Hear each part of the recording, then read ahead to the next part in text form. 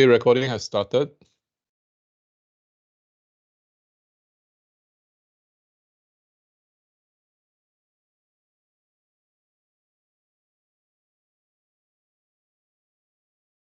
Okay, I'm on two devices to check the slide. So yeah, if I'm looking at the other side, yeah, I'm still in the lesson. Okay. Okay, let's see.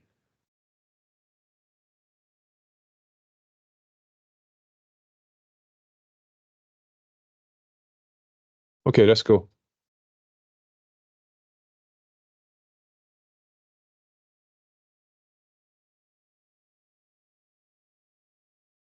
Okay, history principle of design. Let's go, slideshow.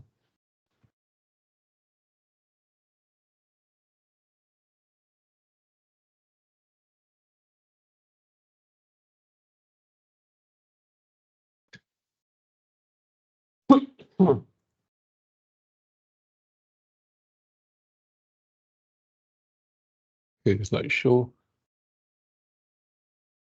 Okay, somehow you all can see me, right? I'm still in the, you see the full screen, but I'm kind of at the side. Yeah, so good afternoon. Yeah, my name is Lam Yang Fong. So you can call me Lam lah. Okay, so I will be leading you guys through this module, 12 HPD, history and principles of design. Okay, so with me, actually I have the course chair for architecture, Miss Alexis Chua, lah, right? So she will, I'll be bringing, most of the time it will be me bringing you guys through, right? So Alexis will join for sharing and participation as and when. Okay, so there are the two of us. So yeah, I'm an adjunct. I'm an adjunct lecturer. Yeah, so meaning I'm not a full-timer at Ngee Ann Polytechnic. Yeah. So I come from an architectural background. So currently running my own practice. Then I do adjunct lecturing at Ngee Ann Polytechnic. I used to do this module together with a full-time staff, right, who specializes in product design. Yep. So what we are trying to do, this module itself, right, because I think design is quite broad, right? Design is very broad. So if I can narrow down to one purpose, right, I think is to give you guys a better idea, right, of a better idea, a better exposure to the entire range of design, right? Because if you talk about design, right, you can talk about uh, uh, product design. Then if you increase in scale, you can talk about interior design. Then if you talk about architecture, it can be a house. It can be a series of houses. It can be a village. It can be a school, and it gets bigger and bigger. So the scale can increase and decrease accordingly. So, but I think the important thing, right, is to get exposed, right, and bounce off one another, because there are, I think, 70 over of us, right, in this cohort. So based on previous experience, right, actually there is a lot to learn, right, because each of us are different and we bring different things to the table, lah, right? So actually you never know, because you're a student, right? If sometimes when you hear your peers talking about it, you hear lecturers talking about it, you might have a better idea and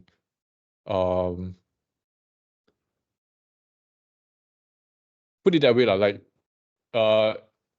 maybe you came with certain pre-assumptions of like A, right? But you might find yourself, hey, actually I favor B, yeah, for etc. Right? I think it has happened. It's one of the things that can happen, right? And that is actually what we want. We want you to make a better informed decision, and get into the gear lah, of being a design module. Okay, so history principles of design for this first week, right? Mainly for introduction, running through what the course is about, the deliverables, and the weightage of the assessment, schedule, and what to expect, right? Things like that, right? So introduction, what we're expecting, weightage, okay, design students' responsibility, and hopefully, if we have time, we'll cover a bit about the history of design, right? Which is actually very extensive, very long, right? We can take quite a few sessions to run through, right? And we will have an activity at the end of this session, right? Which is designing your avatar. Yeah, avatar is actually your online persona, or maybe the word to call it, maybe a mask, right? That you can use for your MS Teams. I'll talk about that later when we come to that. Okay, so let's go through the module itself. Okay, week 1. Okay, let me, this case, can you see the bottom? Let's see. Okay, okay, there's a bit cropped off. Okay, I think I will use the lesson plan itself to run through. Yeah, to run through the journey we're gonna expect. Okay. Okay, this is the platform. Probably new to you guys, right? This is Brightspace, right? This is a learning platform, where we manage all the information dissemination and things like module information, learning materials. We're gonna put them here, and assignment. You can find it under assessments, right? Okay, just click it. Okay, so as I mentioned just now, right, today we're gonna participate in an activity. Then you guys are gonna submit it just to get in the gear of how to use this Brightspace, and get into the gear of thinking about and coming up with something. But it will be non-graded. It's a class activity. Okay. And these are all the assignments, submissions. So every time you need to submit something, you can come in here and submit. And if you click the each assignment itself, right, usually there will be a brief and a write-up inside, okay? And also, I think announcement, you guys should be familiar. I made a couple of announcements along the way. There's also room for forum discussions, right? So I think it's quite useful, this platform. Okay, so in terms of lesson plan, right, teaching plan, you can find it under module information. Okay, so let's just run through this and see what to expect. Okay, so 2 parts of the semester separated by the term break. Okay, we are at week 1, so we're gonna run through introduction, the course and curriculum, address any Q&A. I think since we are only meeting in person, right, some of these Q&A will overlap to next week. Okay, then there will be class activity to design your avatar. This is non-graded. Okay, so next week we're gonna have some class activity, and we're gonna talk about introduction of the history of design, revolutions and movements. All right, so if you look at the class timetable, right, there are, each class will have like 3 hours.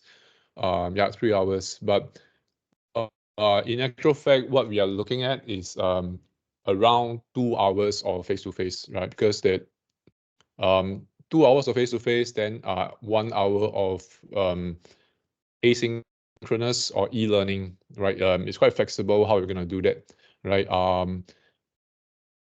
Okay, then okay, 3rd week we will start talking about architecture, right? History of design, architecture, because there are many areas to cover.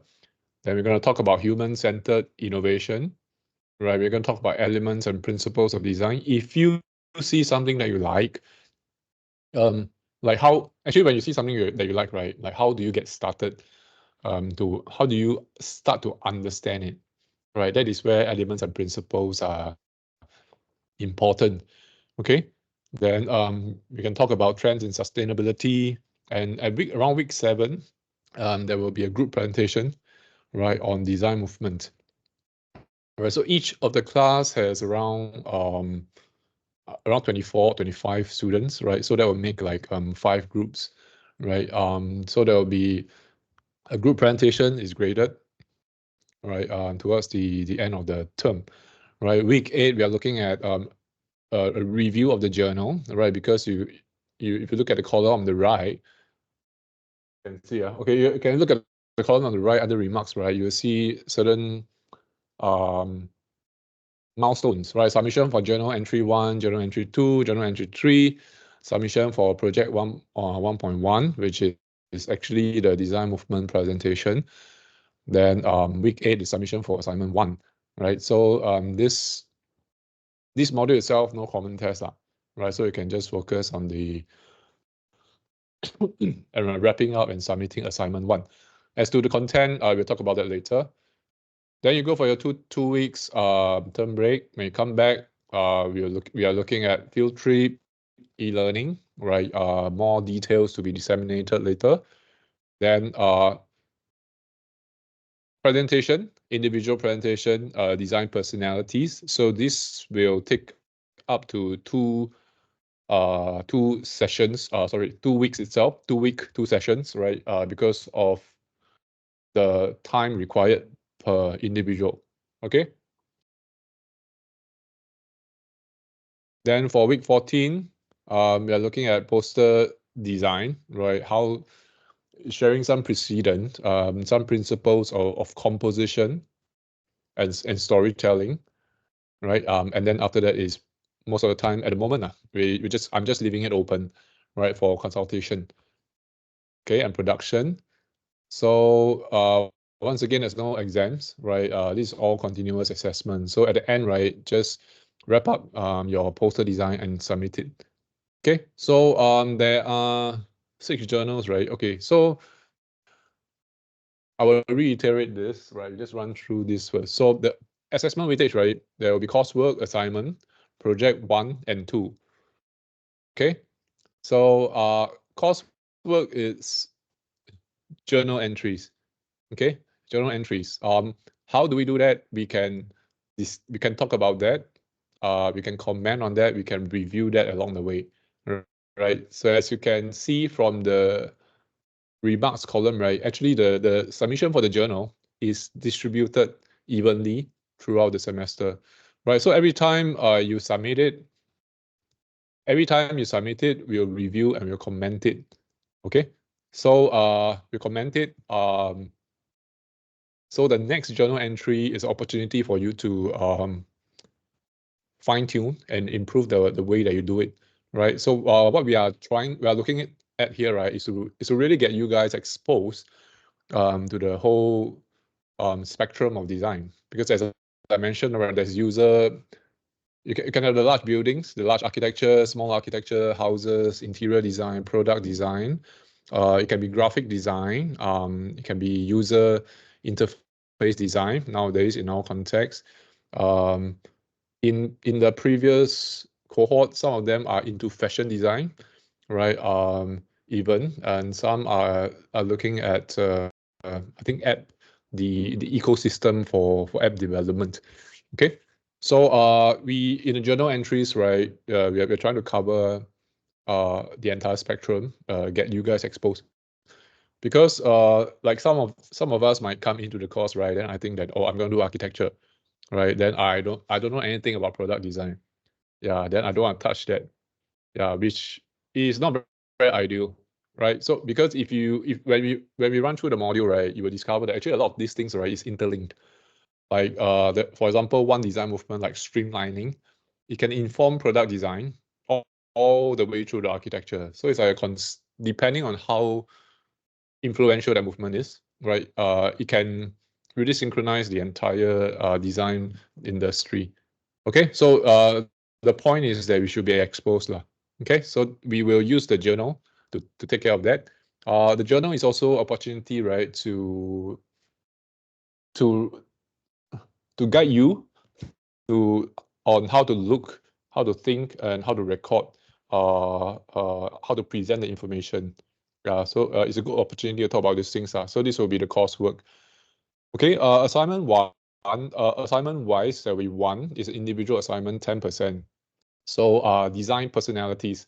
Okay, so this will be a presentation, right? A deck of slides and presentation where each student will present the design personality of choice. Okay? Okay, project 1, we have project 1.1, project 1.2. Each of them is 15, adding up to 30%. This is group work. Okay? So project 1.1, we are talking about design movements. Right, project 1.2, it is a site visit report, okay, that you submit as a group. So try to know your classmates and form up your own groups, okay? And we will try to get the group sorted out by the end of next week. And please don't change it. Yeah, please don't come later and say you want to change it. Once it's set up, it's very difficult to change, okay? So yeah lah. So for now, get socialized, talk to your classmates, form up your groups. As mentioned, we have like 24, 25 per class. We are looking at 5 groups per class. Okay, so start the discussion next week when we are meeting face to face, right? We will try to sort out the grouping and the topic that we're gonna do.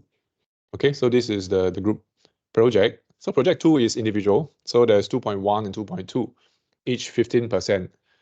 Okay, 2.1 will talk about my favorite design. 2.2 talks about my poster design. Okay, so how it actually the flow. Okay, why is it written in this way, right? Actually, the flow is that first thing first, we will come together and put in a group effort, right, to research and present design movements, which is kind of broad umbrella terms, right? And notice that's when the groups will present, right? Right. We'll present, I think, around week 7 or so. We'll talk about design movements. Then within the design movement itself, right, you can actually narrow down to certain design personalities and individuals, right? So each student will probably have certain preference, right? So you can pick one to investigate further, right? So that we also accumulate in another presentation, which is about the particular personality within that design movement. Okay. Okay. We will clarify that when we come to that. But the point is that the point I want to make now is that, for example, you choose design movement A, right? It doesn't mean that your design personality have to be from this design movement because you're part of the group, right? Because you might belong to group A, then you do design movement A, right? But when you're sitting through the presentation, then you realize that, hey, actually that personality from group, I'm actually interested in the movement from the other group. And from that, I'm very inspired by this design personality. So feel free to pick someone else, okay? But we'll reiterate that later, okay? Then, so it narrows down to that particular personality. There is a lot to learn from there, okay? Then from then on, for project 2, right, we'll start looking into how to dissect your favorite design. Yeah, so how do I analyze it using elements? How do I analyze it using principles, right, to make sense of it? Okay, so you realize that actually I can write about it, I can describe it in a certain way, and I can learn by the way I describe it. Okay, then with that information, you come to my poster design. Because, okay, what my poster design is, right, is that this is where you really try to generate something to support your design studio project, because you will be designing something for your DS, right? So what my poster design tries to do is to understand what you are selling in the poster fee, but the selling, and then to help you sell that product, right? So there are 2 parts to project 2. First, you look at your favorite design, you dissect it, and then you see whether the elements and principles that you learn can be put to design a poster for your DS project. Oh, so that is the flow of the teaching plan. Then as for coursework, it runs through in the background throughout the semester. So every time you get to fine tune and improve the way that you present, the way that you organize, and the way you look at things. Okay. Yeah. So. Yeah. Okay. So one thing to note, if you look at this, right, you realize that if each of yours submit a journal entry, there is 70 over comments that I need to give. Yeah. So and also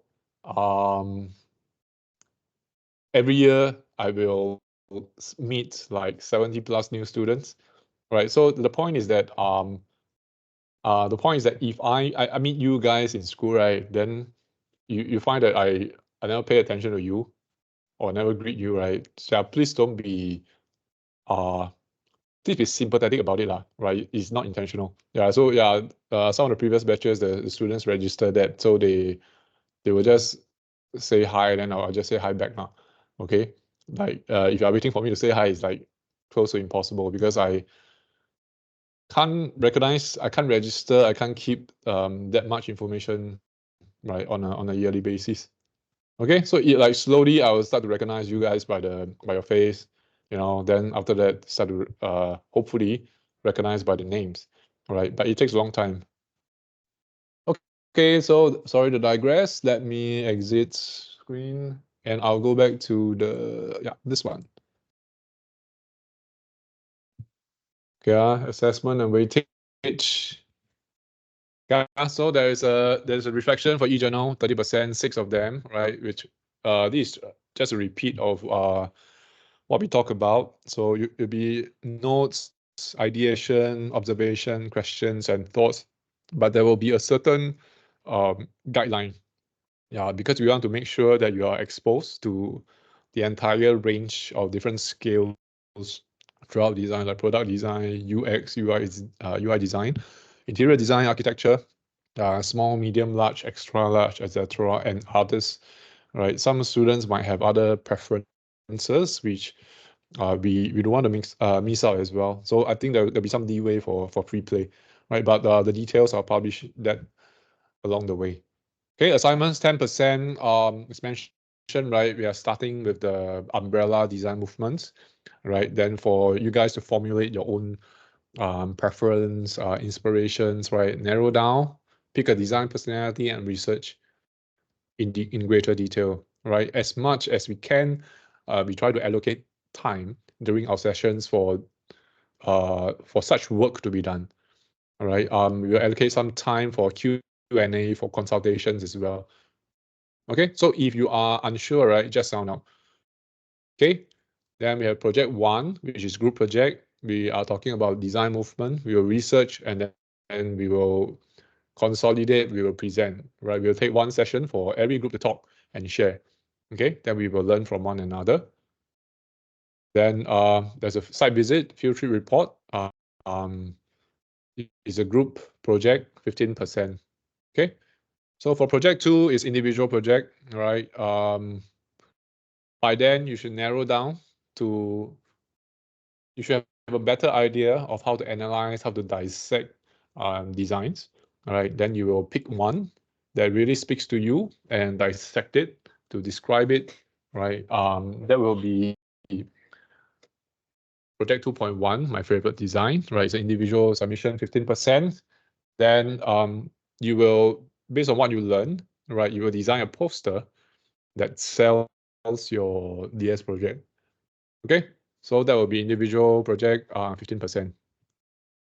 Oh, so this is a CA module, continual assessment. So no common tests, no examinations, all right? But you still have work to do because usually the time and energy for common tests, examinations, we will use to tidy up the loose ends of your assignments and your submissions and to submit them.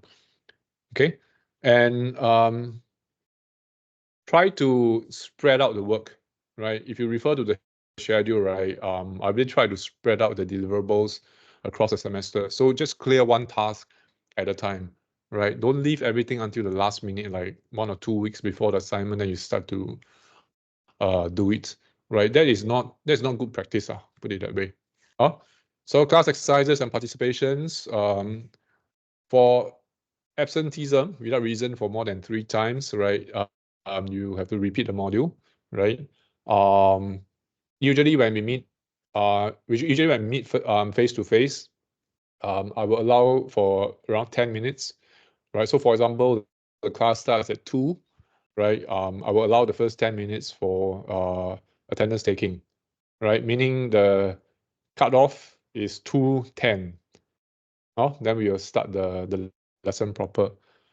Whereas for if we are conducting the session in a remote setting like now, right, we don't have to worry because the attendance is auto-generated when you enter the session and when you exit the session, right? Those are auto-recorded, right? But for today's online session, right, the attendance taking will be waived, right? Because we are combining 3 into 1 for administrative logistic reasons, and I think one of the class has another class of 10, so they can only watch the recorded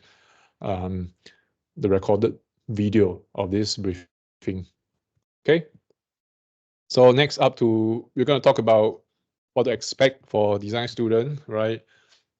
I guess it's joining a diploma course probably feels very different, right? I think when I was a student, it was quite a big change, right? Suddenly you have a timetable, but a lot of the scheduling or the design of a workload, when to do what, right? A lot comes onto your a lot of it comes to your control, comes within your control. Yeah, whereas previously, like maybe in a secondary school setting, right, it's like everybody go to the classroom, you sit at the same spot, right? So this hour you do what, you go where, then you have a break, then you come back, you sit at the same spot, and so on and so forth, depending on what background you come from. But it's kind of structured, right? But now, at this age, right, you all like it's a big step, lah. You are an adult now, right? So time management is very important, right? So for personally, this is my opinion. I think that for success in this field, right, you have to be very good at time management, right? And by proper time management, you also don't stress yourself up because you're breaking up the task into manageable portions. You're also allowing the opportunity to keep on improving, right? Because you break up this particular task, you get the feedback, and then you build on, you improve, right? It is better for quality improvement of quality. Okay, so you guys are adults now, meaning you also have to respect yourself, lah. Okay, if you want to make a joke out of yourself, right? I wouldn't say that no one is stopping, but it's just you decide the way you want to present yourself now. You want to carry yourself, you want to present yourself. Okay, be proactive, participate, right? No man is an island. So ask questions. Okay, raise your hands, ask questions. If we can answer it, if it's not too disruptive, right, we will answer the questions. If not, we can take the question aside and address it at the end of the sessions, right? And if it's a very good question, right, sometimes we will summarize it and then we will broadcast on Brightspace, right, just to keep everyone in the loop. Okay, so be proactive, participate. No man is an island. Yeah. The beautiful thing about this module, or actually a lot of the design modules, right, is that we really learn a lot from one another, right? You learn a lot from your classmates' research and presentation as well. So feel free to ask them questions and let them ask you questions, and also ask me questions if you have them. Okay. So be daring to try, right? It's okay to fail, and it's better to fail early than to fail later.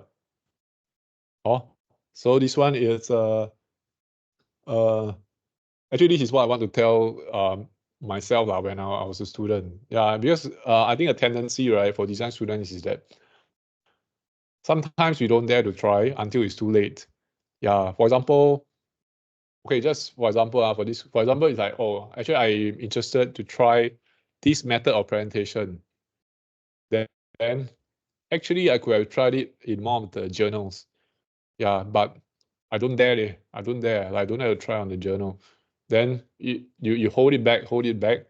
Then until the end, right? You find that, oh, okay lah, I'll try it suddenly on a maybe the assignment, which is like, okay, maybe not assignment, maybe one of the project work, or I'll test it out then it might work, it might not work. Right? So if I give the comment that, oh, you should, if I give like negative comments, right, then by then the damage is bigger, because one journal entry, right, is like 5%, right? And then you 5%, let's say you get the feedback that actually you shouldn't use that in this manner.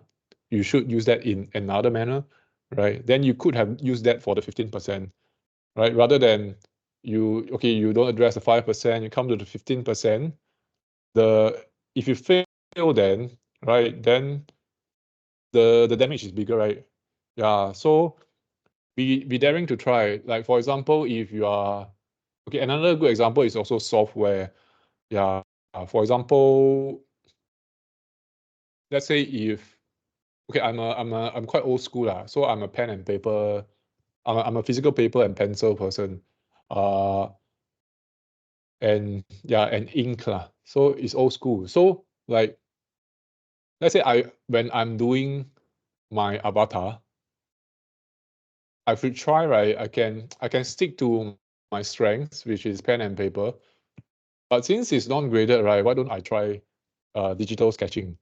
Yeah. So it might turn out like crap lah, but at least the next morning you come and look at it, you recognize it's crap. Then you can identify areas for improvement, right? Then if you show me crap, I can tell it's crap. Then how to improve?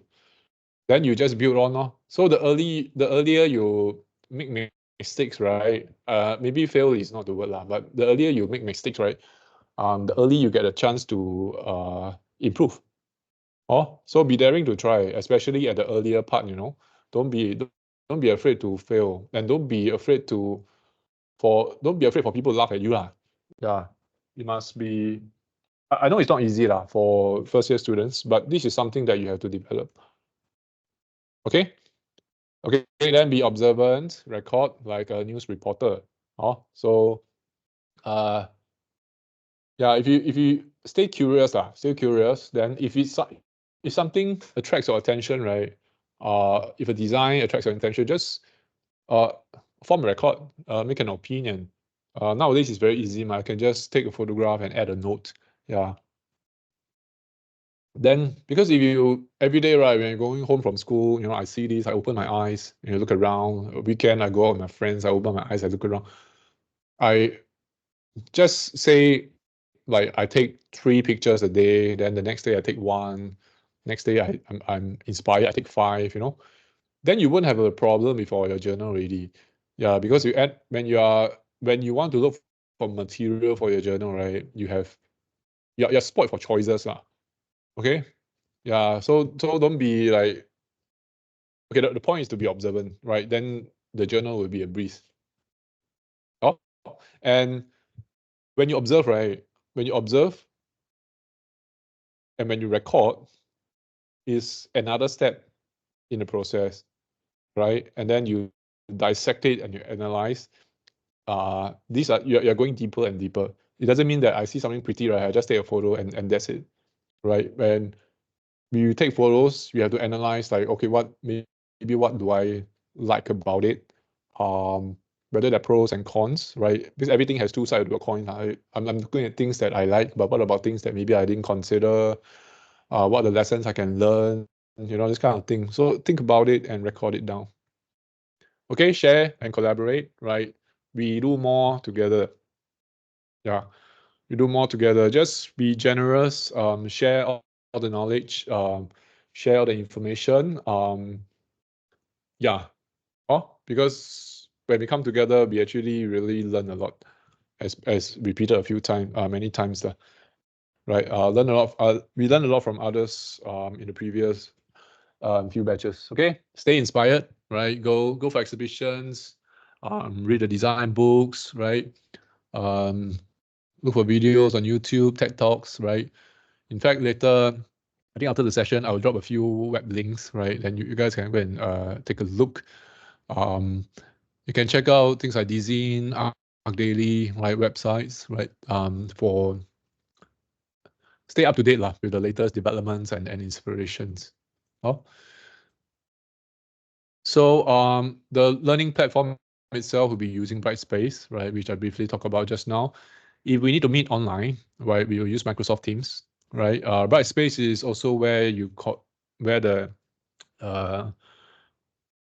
learning materials, assignments are submitted, learning materials are stored, all the course information are stored as well. Okay. In terms of messaging, I think you can just drop. Oh, sorry, someone raised a hand, is it? Sorry, I missed that. Yeah. Yes, Sophie. Yeah, I have a question. Like, Okay. for the journal, right? Where do you write the journal? This one we will get to the details later. Okay. Oh, okay. Yeah, we Can. will. Okay. When you go to Brightspace, right, and you click assignment and the journal, usually there's a PDF or all the assignments, there'll be a PDF containing the details. Yeah, which will tell you like maybe the things to look out for and the format of presentation, so on and so forth. Okay, thank you. Okay. Yeah, so I think that one we don't have to talk about that. We don't have to cover that now, lah. Or we'll get to that maybe next week or so. Yep. So for messages, you can just drop me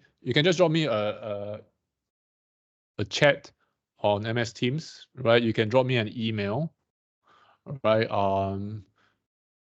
Yeah, usually these two modes. Yeah, and if really required, right, then maybe I'll join the Telegram groups or something like that. Oh, and most of the time when you guys have questions, I will summarize it, then I will broadcast it again on Brightspace because there are 3 classes.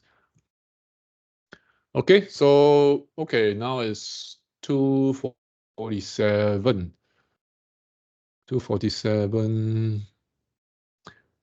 Okay, yep. We will talk a bit about history of design, right? Just cover it broadly. Then after that, we'll branch off into the group. Okay, not the group activity. We branch off into the class activity, which is designing our avatar. Okay, so then I'll give you guys time to work on the avatar, right? We'll call it a day. Oh, so anyway, this is a recorded session. So if you guys need a break, right, just manage your own time, right? You can pause the video, right? Go for a break and come back, or rerun the parts that you have missed out. Okay, so I'll leave you guys to manage it. Okay, history of design. Yep. So what would the world look like without design? Actually, you try to think about it.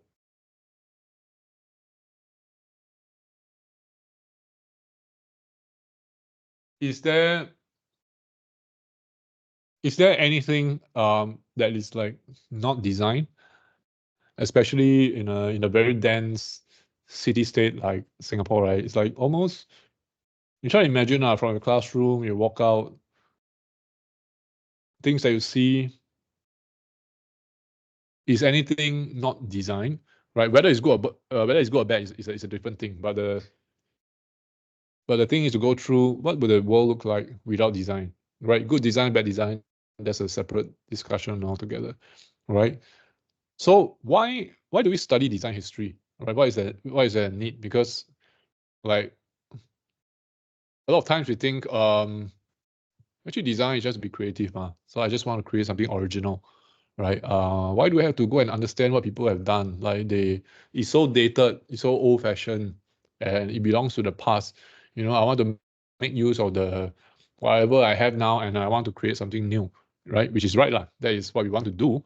But the benefit of studying design history, right? You need to understand the traditions and evolution of design, right? In a very objective manner, right? And we learn to appreciate, sorry, there's a bit of formatting issue, to appreciate the design processes and its outcome. Yeah, because there is a lot to learn by understanding and appreciating the processes and their outcomes, right? You never know when it will be helpful for you, right? And you learn to differentiate good design from bad design, okay? Because there is it's a possibility to form an objective or subjective evaluation of things, right? Whether it's good, if it's good, why is it good, right? If it's bad, why is it bad? Okay. And to be inspired and influenced by the masters and to develop one's own style. Okay. So as much as we want to be original, right? And we should be original. I think there is okay, this is my personal opinion. There is no, to me, copying, right, is the greatest form of flattery. Right. So if for example, if you admire the master, right? Okay, a lot of times, right? I observed this when I was a student. It's like you like certain design, you admire certain designers, but at the same time, right, you think that I must be original, which is not wrong, but sometimes by copying the work, that is a start, right? Because it's only by copying that you start to learn, right? You start to learn, and then you dissect the design, and then slowly, as you gather more information, you have more experience, you will develop your own style, right? So how strong your own style is, I mean, everybody has their own strengths and weaknesses, but my point is that is a start, right? That's why in the module itself, right, there is a part that deals with picking up your favorite design and learning how to dissect it. Okay, so that's the beginning. That's the benefit of learning about design history, right? So it just retraced thousands of years, right? In the beginning, these are what we are looking at. These are excavated by from the tombs, right? The archaeological evidences of what is left behind. So was there design at the start? You know, during the caveman period, how is this a form of design? Like, how do I design? How do I, okay, I have a piece of rock, right? Then I start to make fire, right? Then naturally you'll think, okay, I make fire this way, right? Is there a way to make maybe a bigger fire? Or is there a way to make, take less strength to make the fire, right? Then if I need to, because cavemen, they need to hunt for material, right? Hunt for food, right? So how do I design something that's more lethal? Yeah, that's a kind of question as well from the start. So even at the early caveman stages, right, relying on tools mainly for survival purposes, right? There is a kind of instinct for improvement already. How do we make things better? How can we operate more efficiently, right? But the end goal is most of the time is survival, right? Then quite interestingly, when we look at the artifacts, right, they also start leaving marks.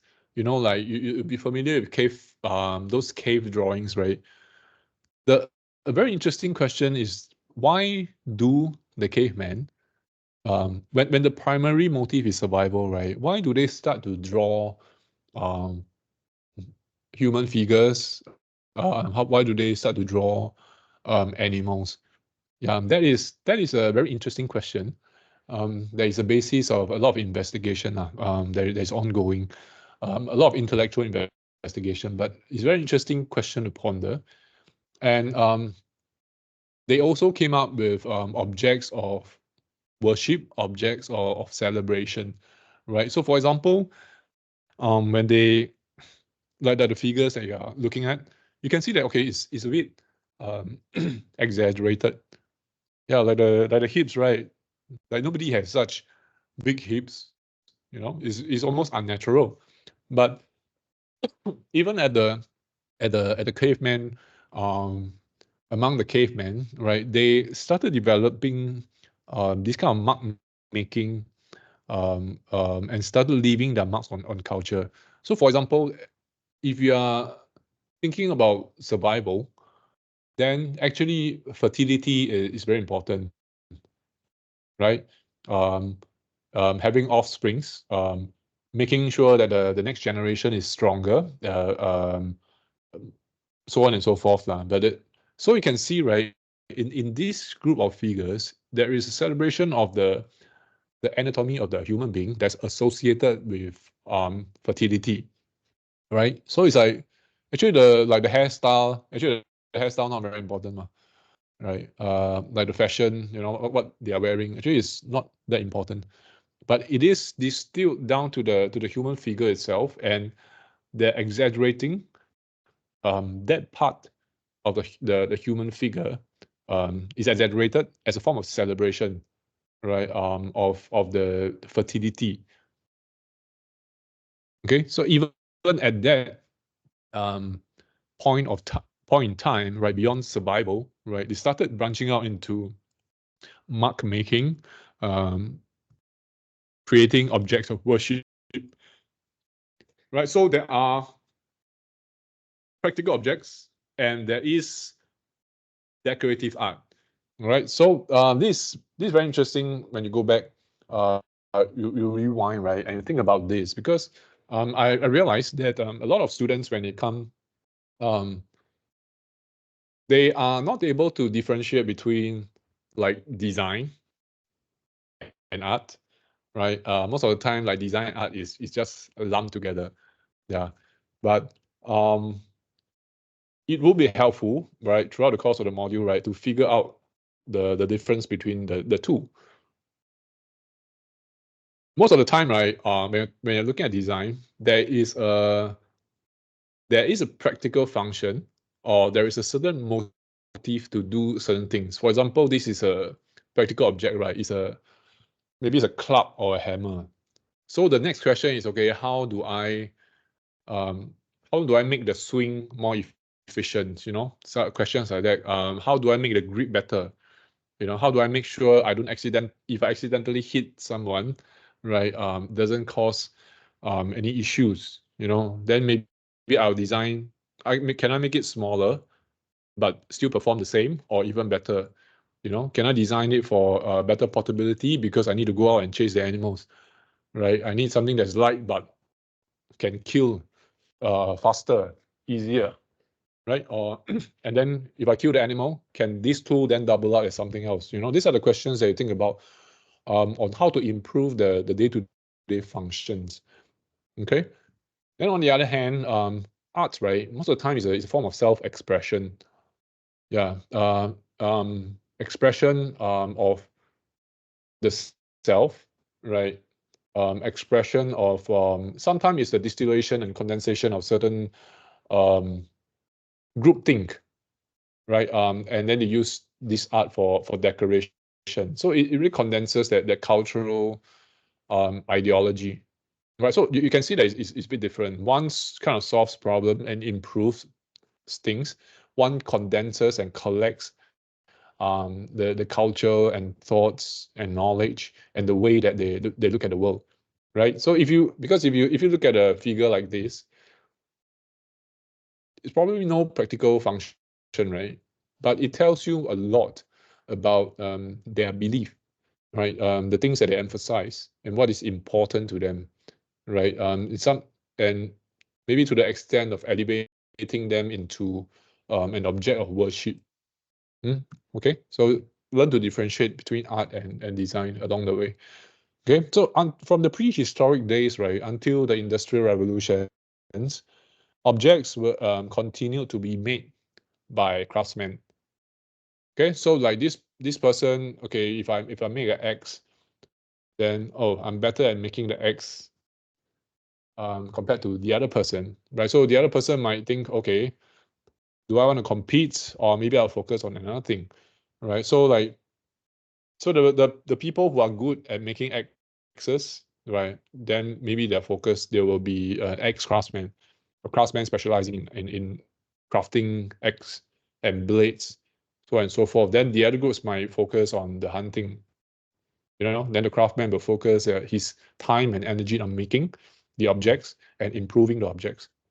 Right, so from prehistoric days, right, until industrial revolutions, for thousands of years, the craftsman made the crafts, right? And the industrial revolution really changed everything, right? Because at the beginning, there are a couple of usually we say industrial revolution, but actually it's plural, because the process can be broken up in stages. First, there's the mechanical revolution, then there's the technological revolution, then digital revolution, and now we are entering the robotics and AI revolution. And the first one, the mechanical revolution, actually changes a lot of things, right? It's a pivotal point in time, because human beings. Okay, I just check back. Okay, no hands up. Human beings, right, are still kind of used to. Okay, this is broadly speaking.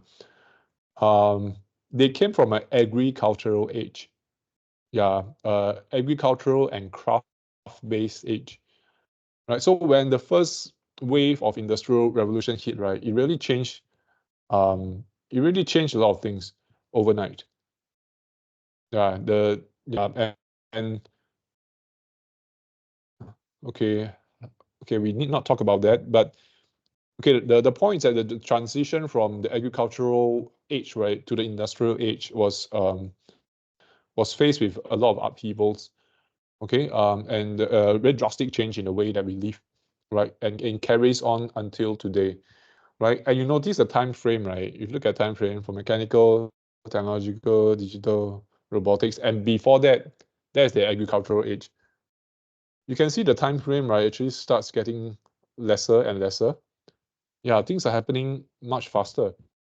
Like if you talk about the app ecosystem, right? There was no app ecosystem before the iPhone, right?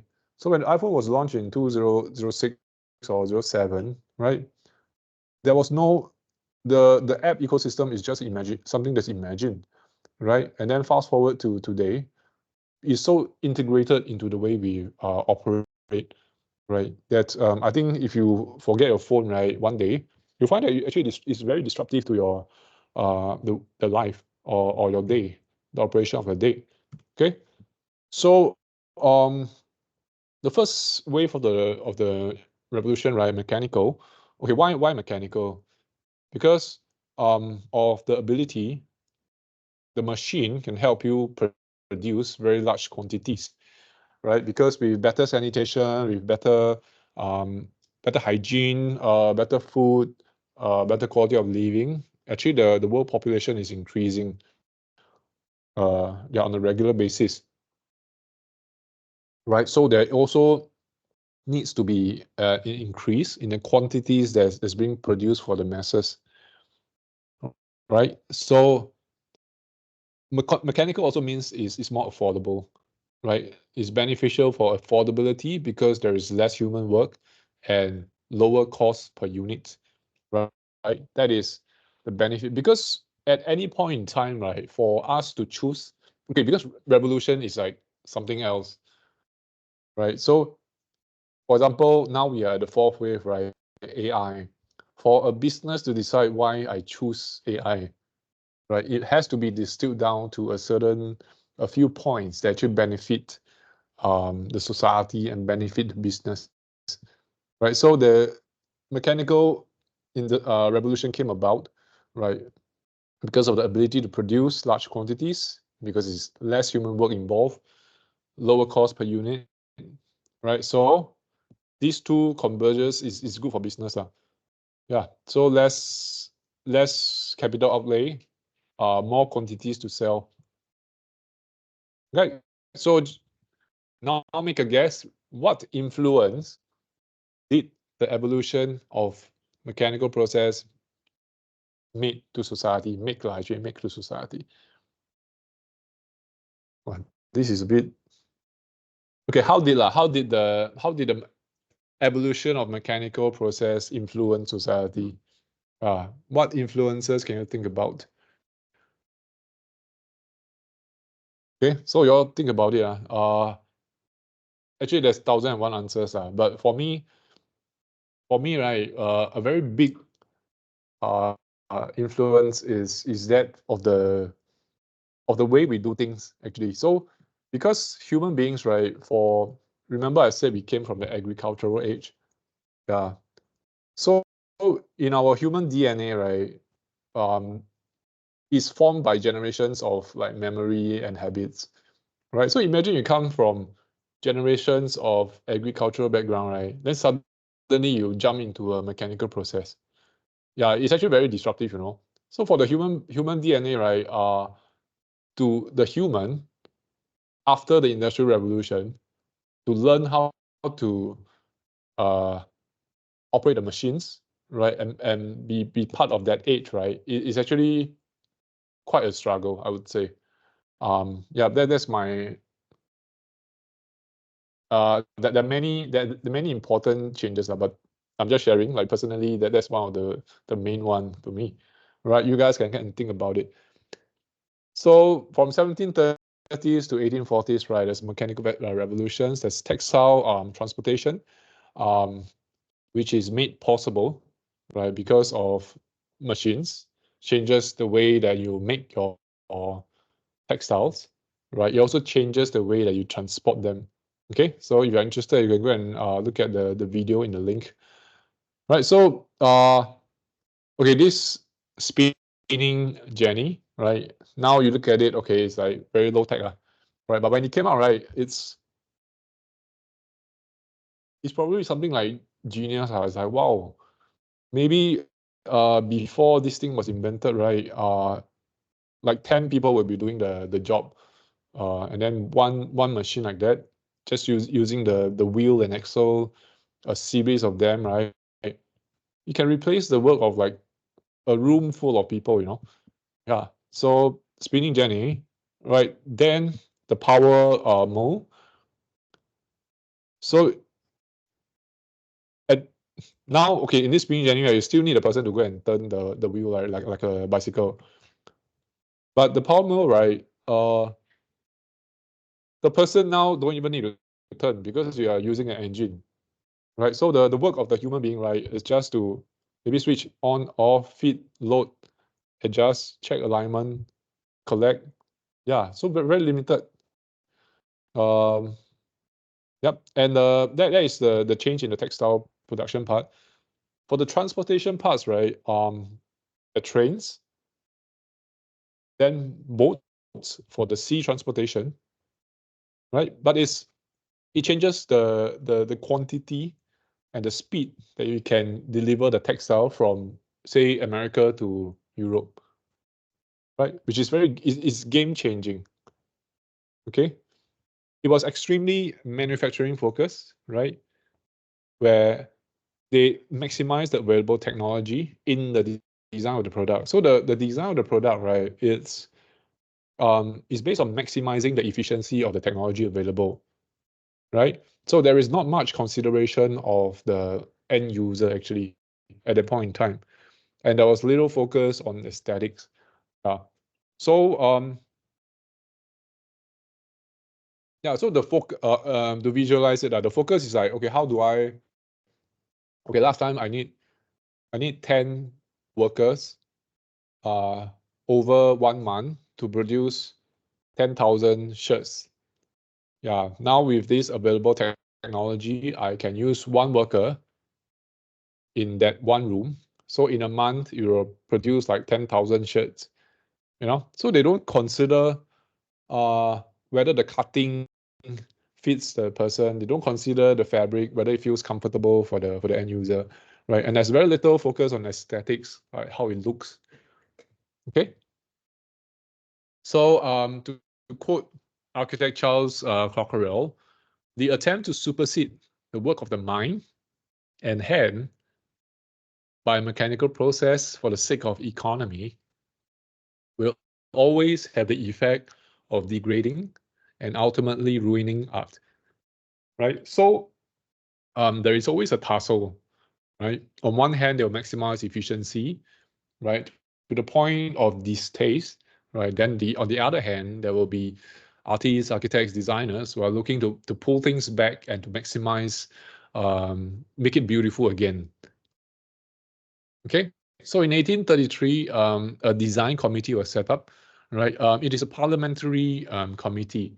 It was set up to examine the low standards of design, right? However, it was not very influential until 1851, when the Great Exhibition, which was focused on design, was held. All right, so this is in a European context, right? They actually set up, they actually recognize low standard of design as an issue, right? And then they set up a committee in the parliamentary to look into it, right? So in 1851, there was a great exhibition, right? Focused, is a design-centric exhibition, right? So question, name an invention that was invented during the first industrial revolution. Think about it. Can you all think of anything? I'll just carry on. You all go at the back of your head, you can go and The think steam about engine, it. And steam maybe, engine. yes, yeah. Any others?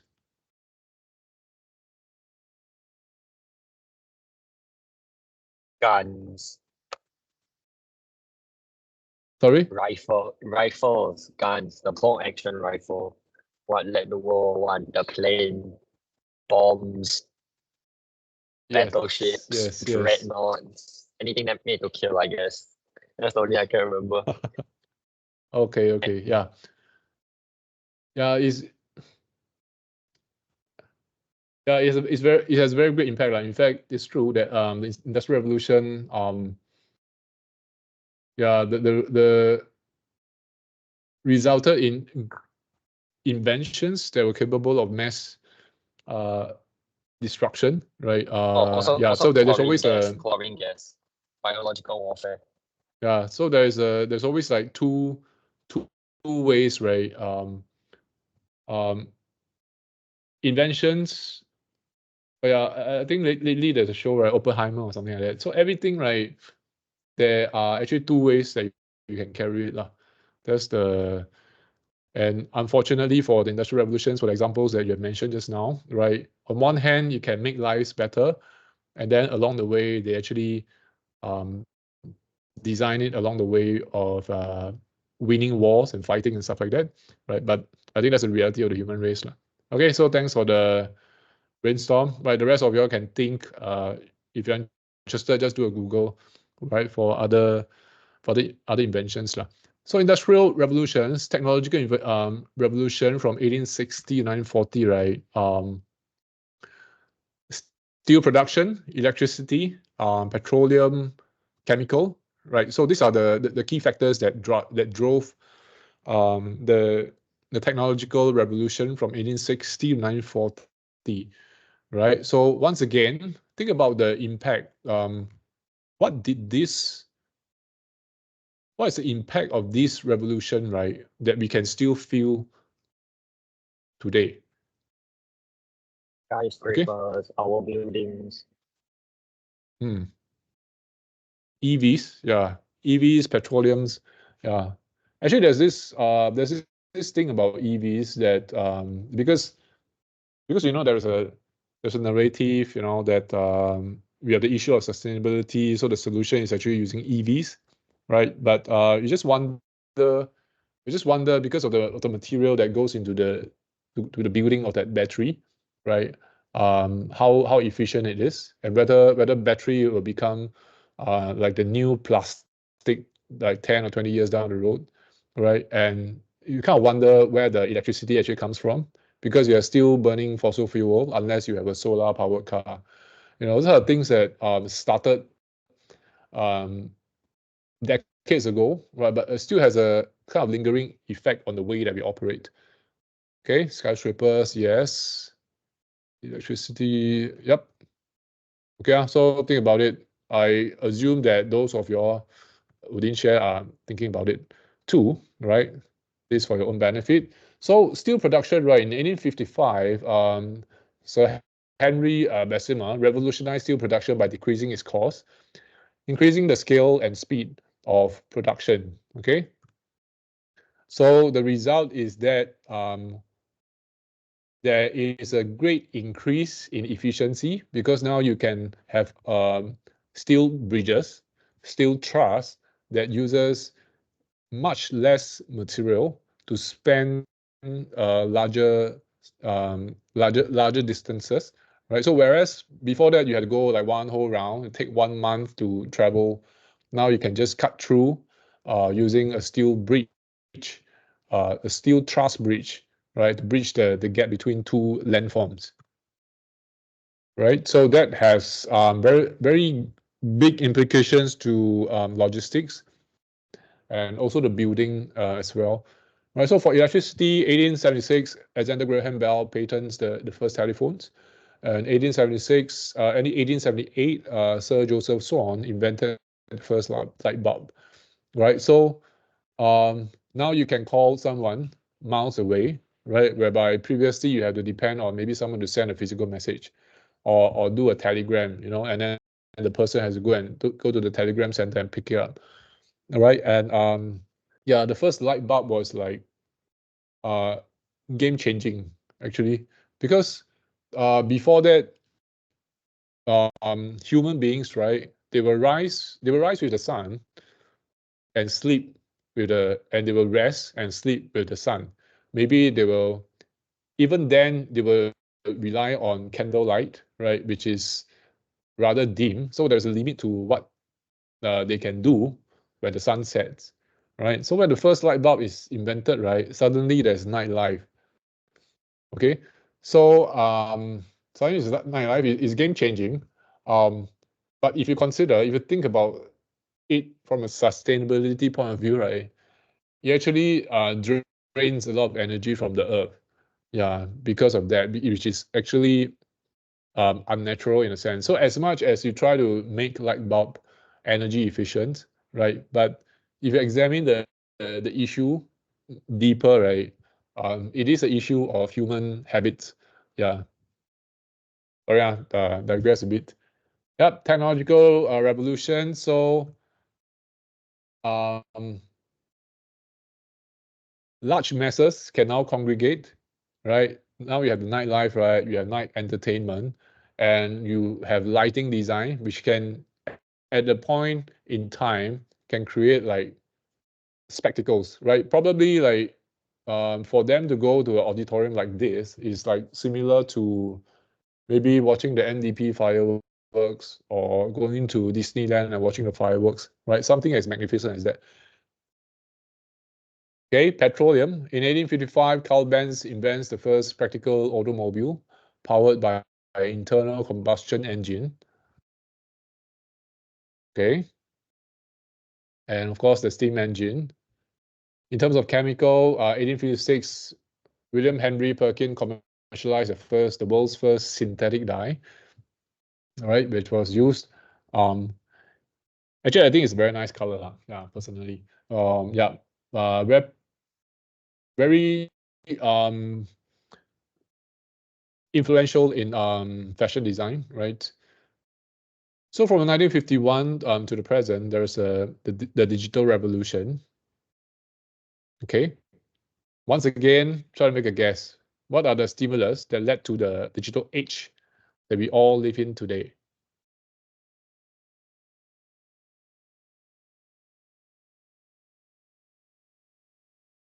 What did we need? And why did it happen? Actually, I think it's easier for me to guess. Because I think you guys probably live in a Microsoft, Microsoft what? like the software that they develop, no? Like Windows, like the very first Windows. Yeah. I And think it's also easier be for the me to guess software because that you all I like kind use, of are born into it. Yeah. But the software, okay, software is not a stimulus. Yeah, because there is it was designed as a response to something. Yeah. Just finding the materials we needed. Yeah, I think it's on one hand is a material technology available, the needs of the user, all converging together, right? But 2.0,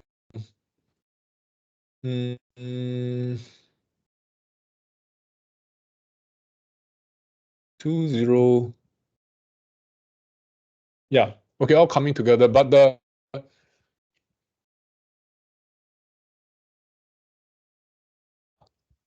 if there is a key event, right? I think it's easy to link to the launch of the iPhone in 0607, right? There is a like nobody even knew that they needed that thing, right? But May it's also be a the group of designers. the commercialization of personal computers, like home personal computers.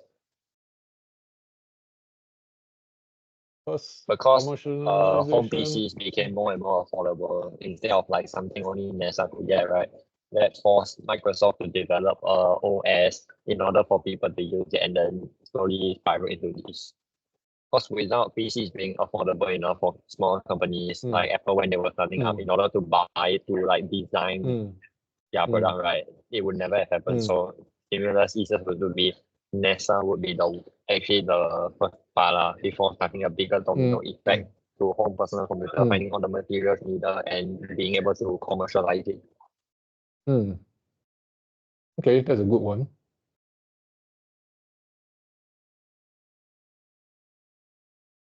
Affordability lah.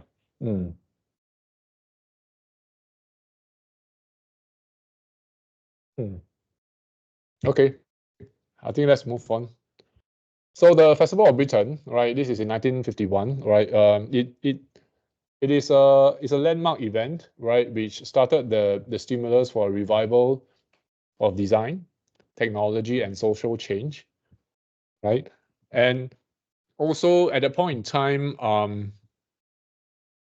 because of the change in nature of home ownership, there is home ownership, automobile ownership, because of the rise of the middle class, there was an increase in awareness due to social media led consumer trends towards better design products rather than just being functional product, right? At that period of time, there is a rise of the middle class and the empowerment of the middle class. So when this group of people, right, they were given that opportunity and given a higher kind of income status, how do they then want to showcase it, right? So they showcase it in the form of like interior decorations, buying design products, right, to show their newfound social status. Okay, and now of course, if you look at this, it's an ecosystem, right? Either iOS or Android. But rewind 20 plus years, actually it's just in the minds of the designer, right? So people actually, they don't even know that they need it, right? So sometimes the job of the designer is to identify potentials, and it's not just to solve issues, right? Before that I was talking about solving issues, but sometimes to imagine a future that people didn't even know that they need. Okay, so with the invention of IG, right, actually the entire demographics of advertising, of design, of marketing is disrupted.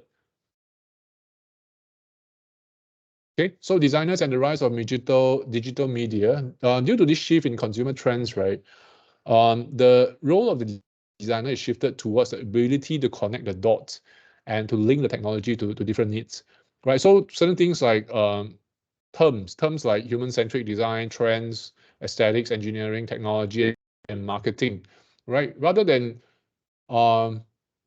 if you think about it, right, maybe 50 years ago, if you think about a designer, right, maybe it's just, okay, I give you a car, you know, and then you design someone will design the form, right? Based on a certain trend, right? And that form appeals to the consumer, that increases the sale of the car, right? Someone might be designing the engine to make it more efficient, right? But in today's context, within digital media, right, the role of the designer is shifted. There's a shift, quite considerable in the last couple of years, right? And this ability to connect the dots, to link up things, to test new things, to me is actually something that's quite powerful, right? Because we're always thinking about what can a human do versus versus the jobs that AI can eliminate, right? So the storytelling ability, the ability to connect the dots, the ability to group and present information, analyze data, right? Those are actually very valuable skills of the designer, right? So at present, as mentioned, right now we are at the robotics, AI, AR, VR, virtual reality age. So what's next, right? That's for us to think about. So even as you speak, machine learning is accelerating, right? Machine learning can learn us to help us to simplify design tools without limiting the expressivity, without taking creative control away from the designer. So I think that there's always like doomsday scenario being painted. Like they will say jobs are being taken away by AI, which is a fact. For example, during my time, right, when I was a student, actually I didn't even realize it, but during my time, right, if I go and do holiday job, right, one of the popular options is data entry. Yeah, so you can go to a company, right, then you just help them tally the invoice, key in the invoice into a maybe Excel spreadsheet, get a total for the month, you know, and then generate the report. Yeah, so I didn't even realize that this kind of internship job is now obsoleted, right? But the question is that is it a waste of human creativity to do this kind of jobs? Yeah, and I think that's why for designers, there is actually a very, like I mentioned right just now, that there are a couple of skill sets that are still very valuable in the age of AI, right? And we see how we can incorporate that into our design. So you have seen this kind of tray return robots, right, in the food courts. How successful, debatable, right? But I mean the goal is there, you know, trying to reduce the reliance on human labor. And this is, what is this called? Boston Dynamics, right? Yeah. Robots, they can help you cut the grass. You know, they even go to the extent of letting it be solar powered. So you have seen a lot of grass cutting robots in the parks actually. So they'll be parked there throughout the day, you know, and I mean depending on the schedule lah. So you charge up with solar power and then they'll cut the grass. Yeah, so it's like a mini Cybertruck actually in the parks, right? So Boston Dynamics, this dog leg thingy also very important, because they can now, like if you need to investigate, for example, if you in a bomb site, right, you no longer need to send humans in to investigate. You can send a robot in, right? For example, if you know recently there is the earthquake in Taiwan, right? So this kind of robots actually, if it's smaller scale, it can probably go into tunnels that humans cannot reach. So you save very precious time and allow the rescuers to focus their efforts, right? So robots can also they can be qualitative in a sense. Like, I mean, this is Japan, so they are used to robots and they have the elderly problem. So robots can lead the elderly in a daycare center on the exercises on a day-to-day basis, right? And I mean, the human being, you know, they just take one video and then they can repeat it X number of times. Just like what we are doing now, right? It's the same set of information, right? I can tell it 3 times, right? Or I can tell it once in a remote setting, and it can reach the same number of students, right? And it's also beneficial in the sense that you are able to show them like what we have done just now, you know, go to Brightspace and stuff like that. So, yep, just an example.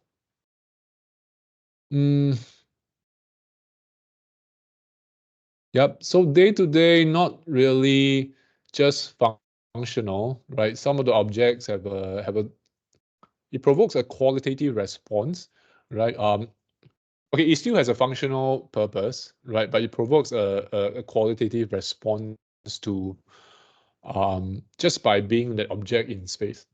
Okay. Then okay, this AR later I'll cut this link and put it in Brightspace. You can take a look. Yeah. Yep. This one, yeah, I'll just cut and paste it. Also, okay, I think design movements. Okay, great exhibitions, 1851. Okay, I think we can just stop here, right? Because it's 1.5 hours. Okay, raise hands or free question already addressed. Okay. Okay, so for this week, right, the class activity we're gonna do.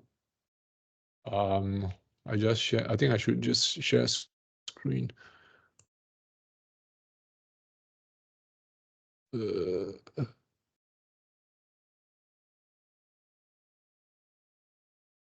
just share screen. Okay, this is the activity we're going to do for class. Non-graded, non-graded, just to get you guys warm up into the submission process and just to get your creative juices running. It's called My Avatar. Let me see whether there's a brief. Okay, no brief. Never mind. Very easy on this one. I think you can take like an hour or so on this, right? So there's a background on what we are doing. Basically, you are designing an avatar. For example, in this context, right, we are okay. This is what I see. PR, GS, CH, LV, AG, IY. You know, this is. You can imagine during COVID lockdown period, right? This is what we saw when we were running the course, right? So we came up with this exercise in order for you guys to think about how do you represent yourself in a digital space. So basically, if I want to generate a graphic, right, that I can use as my avatar in a digital space, how is it going to look like? Yeah. So actually, that's a question. Time frame, right? It's 1 hour, right? You all can take your own time, plan for your own time to do that. There's no requirement on the size, but as a guideline, you can use A4, right? You can use A4. In terms of the medium, I leave it up to you. As mentioned, right? Okay. The medium, I leave it up to you lah. Previous rounds, the students who have used physical paper, color pencils, markers, some of them have done collages. They do physical collage and try to piece their face out. There's digital collage, right? You can do it, take photographs and then crop it, and then piece a face. Some of them, they are into anime, you know, so they draw very well on digital medium. So on and so forth lah. So anything goes, right? In terms of medium, there is also a chance for you to find what is most find and present what is most representational to you, right? I try to leave it as open as possible, and that's the fun part of it, right? And to digitalize it. Okay, so if you are using a physical paper, physical collage, right, then learn how to digitalize it. Are you going to scan it? Are you going to take photo to submit it into this My Avatar folder? Yeah, so that is a good process to make sense of as well. if you are using digital medium, right, then how do I export it to JPEG or PDF file, right, for the submission, right? So there is no control per se, right? But remember I was talking about experimenting, that point about experimentation. So actually this is a good, this one, be daring to try. Okay, so this is a good opportunity, right, to really test out if you are something that you wish to experiment, right, just do so. Okay, especially because it's non-graded, or there is a medium where you are not comfortable with, but you foresee that it will help you in the downstream work, just go and test it out now. Okay, so due on the 19th, so tomorrow evening, just submit it on this link. Then I will share some examples, actually, how you can approach it. Okay, so I share it from an architectural perspective. So this is okay. I'll drop this in Brightspace as well, but please don't be limited by it. Okay, so this is called Archi Portraits. Okay, so illustrator Federico Babina, he immortalized the faces of 33 prolific architects, right? Zaha Hadid, Mies van der Rohe, Alvaro Siza, by creating portraits made up of elements from each of their buildings. So because you realize that, okay, for me, because I've spent so many years, right? If I don't put Mies van der Rohe and I just look at this portrait, right? I will know that it's a Mies van der Rohe portrait, right? Because of the elements. For example, like this one is a column. You can see okay, this is the column profile, his floor plans, the way that he likes to do his staircase, and the staircase leading up to a specific platform. Some of the material that he likes very luxurious marble, and this is a very famous profile for the Barcelona chair, right? He's an architect, but he's very famous for product design, furniture design as well, right? So Barcelona chair. So these are like recognizable, very recognizable elements for him as a designer, right? So for you is to think through, what is representational of you. Okay, so this is windows, columns, staircases, floor plans generate features including eyes, nose, frown lines, etc. Okay, so this is Brooks Ingles. Not much comments, but okay, John Noble. So this is very representational because you see he's bald and has a shiny forehead. So and he kind of traced the profile very well, and using some of his some of the elements that he repeatedly used in his design. It just paints out his portrait. Okay, Oscar Niemeyer. He's a Brazilian, South American, so very famous for the luxurious curves and stuff like that, reappearing in his buildings. Okay. Norman Foster, similarly. Norman Foster, he designed South Beach. Okay, since we are here, right? He designed Expo MRT station. He designed South Beach residences. He designed the new Supreme Court, which is behind the new one that's opposite Funan. So he's famous for this kind of modern, super modern sci-fi kind of design language. And very pragmatic and very futuristic. So I don't know whether you all can see the relation. Okay, like Rem Koolhaas, Eileen Gray, Kazuo Sejima, right? Sejima, quite famous for the lightness of material and bringing in very organic, free-flowing forms whereby the space flows, right? And this designer used the flow of the lines to kind of she has this kind of face profile, put it that way. Okay. Le Corbusier, Richard Rogers, Siza, right? So this one is his building. Like if you see this, actually it's very recognizable. Lee Siza, right? And he's famous for this kind of curves as well, and the use of color white, gray, light gray, and the beige tone, right? So Jerry Red Belt, famous for floating planes that he colors in primary colors. So because it's influenced by the Stitch movement, so right. So you realize that it need not look exactly like that designer, right? But it will communicate the things that the designer are known for, right? So the how accurately it looks like actually is secondary, right? More importantly is the thinking process of what represents you as a person. Okay, but that being said, right, if you identify that, okay, because okay, some of the previous batches, they do digital art, so if they are able to portray themselves, right, very realistically, and you're proud of it, yeah, just go ahead. Okay, so actually that's about it. Just as a guideline, A4 size, no control on the medium. Okay, just think of creating an avatar, right, that you can use to represent yourself in a digital space, right? So if you need a practical application, right, just think that after I do it, right, I can just replace my profile in MS Teams with that.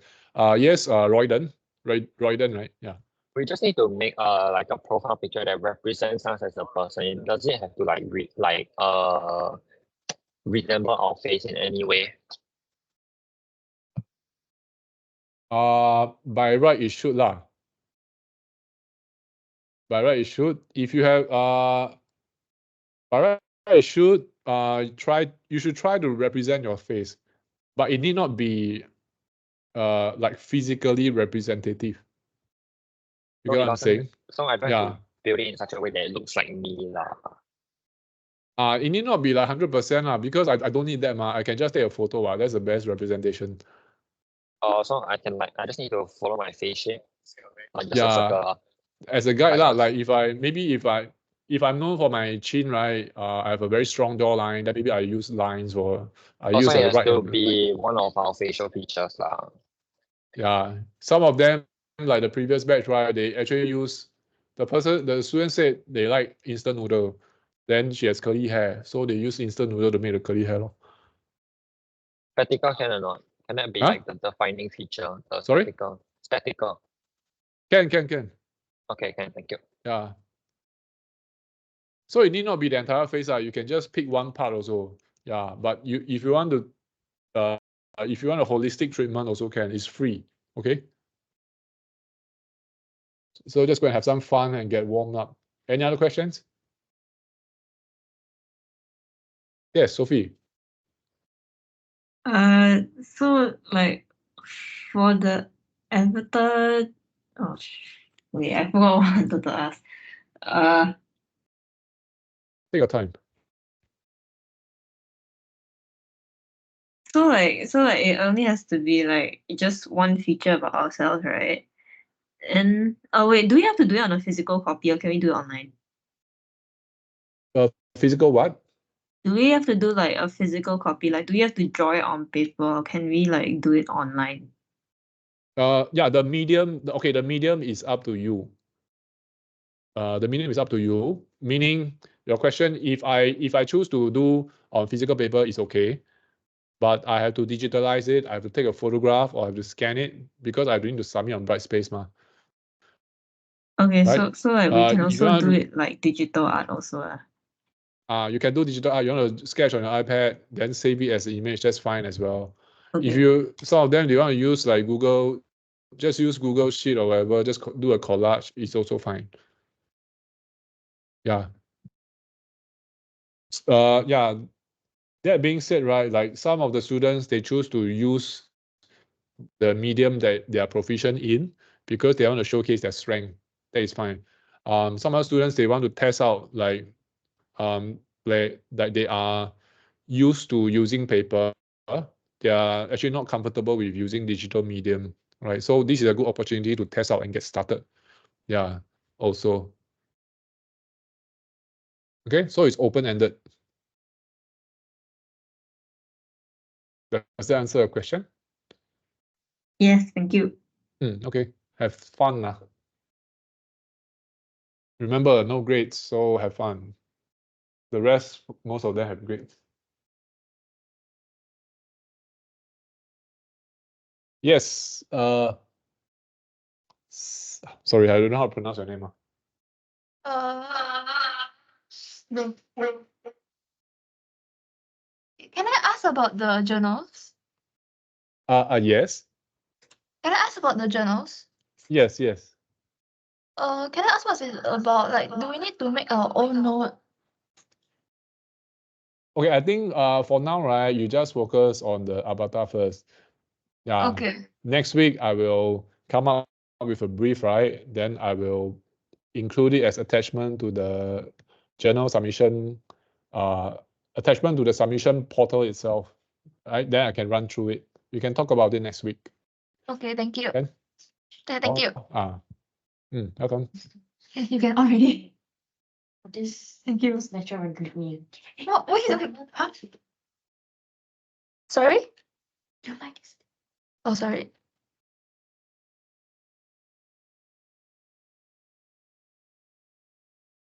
Wait, so the journal is like next week you brief, then we next week start. Yeah, I can start next week. Okay, can. Yeah. Actually, journal during the class itself, likely we will allocate some time for you all to work on the journal also. Yeah. And for the group projects you said, that one is in week what? In what? The one where you said we had to form groups.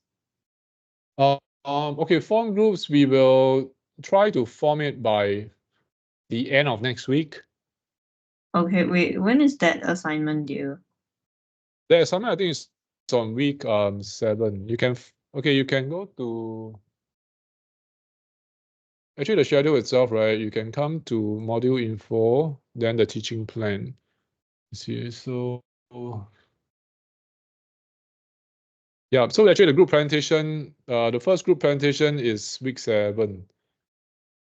Yeah, so if we form the groups by the end of week 2, right, you have 1 week, 2 week, 3 week, 4 week to work on it before you present.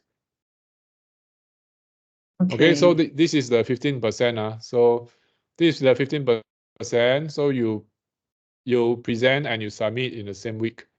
Right, so when you come back from the term break, right, the field trip, there's a report to submit also. So there's 1.2. Okay. Okay. Yeah. So now just try to get to know people in your class and find people that you are comfortable working with.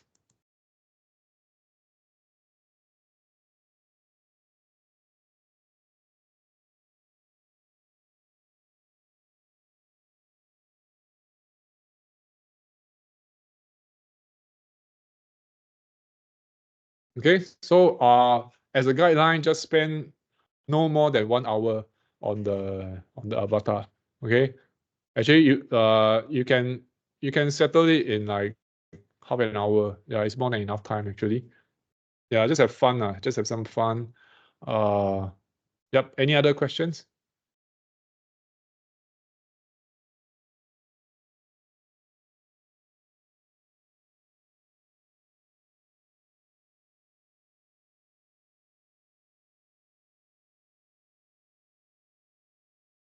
If not, I'm gonna leave you to do your work. Then I'll publish the videos and the attachment in Brightspace for the benefit of the other class. Ken, any other questions? Thanks, goodbye. Sorry? What you say? Sorry? What do you say? Nothing. Yeah. Okay. Okay. One thing. Okay. Next week, right? For P1. Okay. Next week we will be meeting face to face. We will follow the timetable that is published in NPEL 2, right? Meaning, I think 1J. Let's see.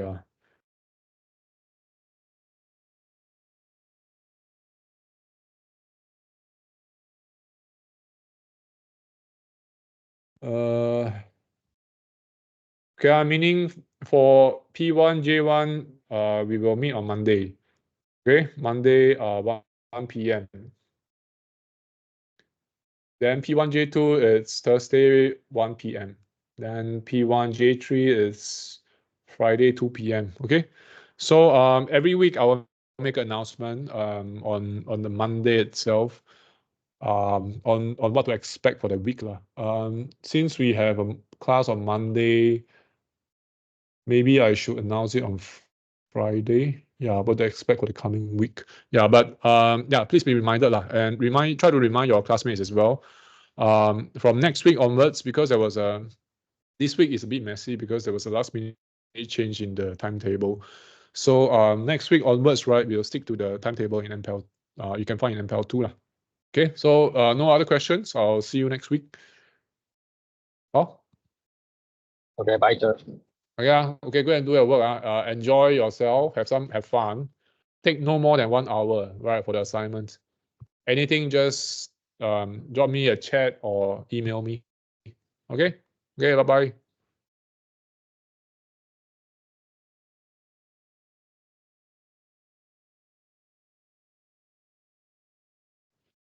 Okay, I'm going to end recording.